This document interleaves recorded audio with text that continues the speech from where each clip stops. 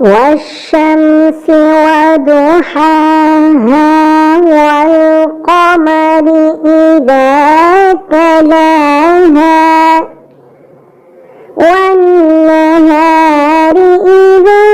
جلاها والليل إذا يغشاها والسماء وما بناها والأرض وما طحاها ونفس وما سواها فألهمها فجورها وتقواها قد أفلح من زكاها وقد خاب من دساها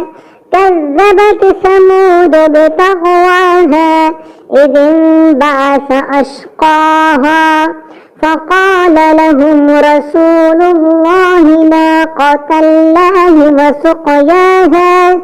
فكذبوه فعقروها فدمدم عليهم ربهم بذنبهم فسواها ولا يخاف عقباها.